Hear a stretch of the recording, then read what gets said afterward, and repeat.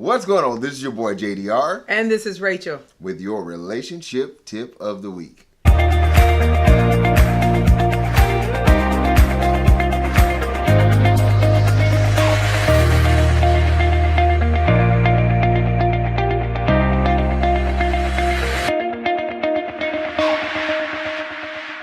Messy family members. Oh my goodness. Y'all know y'all got some messy family members. We all do, don't we? We all do. What do you do with a messy family member? Boy, a whole lot. What do you mean a whole lot? I mean, there's a lot that you do that you don't want to do. You don't want to get pulled in. Well, but here's the deal.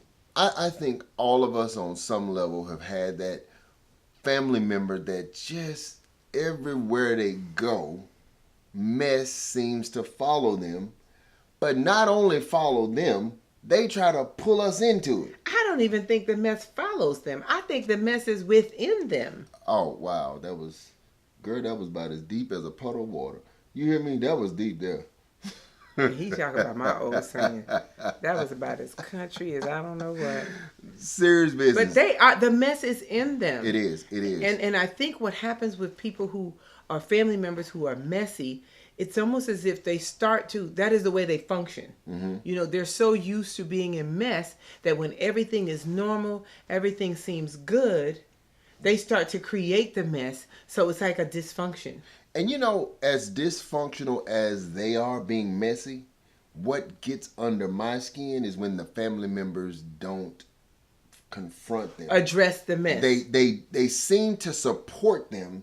They enable in their them. foolishness. They enable them. So I guess today, what we really want you all to understand is when you have a messy family member, key word, messy, which means they are the initiator of mess.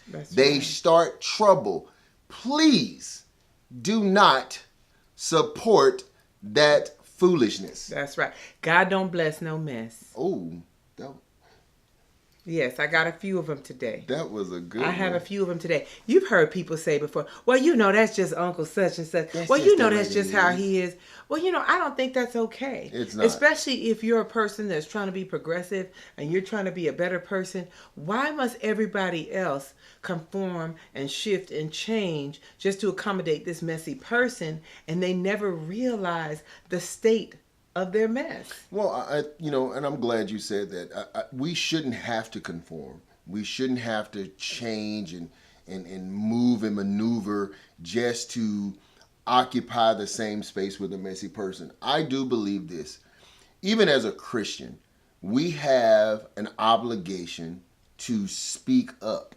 You know, we need to say to that person, and still do it in love. That's right. But we need to pull that person to the side and say, hey, listen, the next time you do this, you create a fuss, or you get yourself in a bind, don't think that I'm going to help you. You on your own. And you might need to start the conversation off. You know how we do. Now, you know I love you.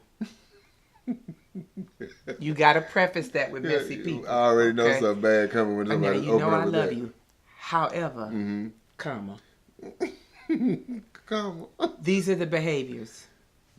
This is the outcome of your behaviors. Mm-hmm. Well, don't allow yourself to get pulled in. There's the tip. Mm-hmm. Don't get pulled in, because what happens is the minute you get pulled in, they got you. Like getting that fish on the bait, and they hook you in, and before you know it, you're in this emotional spiral, downward spiral with them. And remember one of our other tips that had to do with getting control of your emotions. Mm-hmm. And if this messy person in the family continues to press buttons like that to the point where it takes you to become somebody who you are not, or someone that you left in the past, or someone that you do not want to be, it is time to pull back and love that family member from a distance. From a distance. And guys, by the way, it is not unchristian to not associate with someone who refuses to respect the godly character that you're trying to conform to. And on a practical level, as humans, we will protect ourselves physically all the time. We have doors, we have windows, we have alarm systems, we have bars on our doors. Any chance we get, we want to protect ourselves. However, emotionally, we leave that guard down. What about spiritually? Spiritually, we leave that guard down, and people just wreak havoc in our lives, all in the name of, well, that's blood. But you got to set those boundaries and realize, I will not get pulled in to your mess.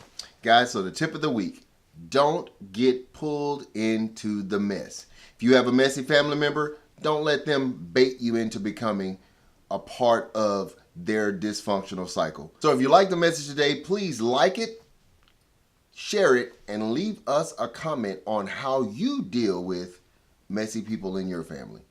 Guys, and remember this, you were built to win. So no excuses. And until next week, peace. Have a good one.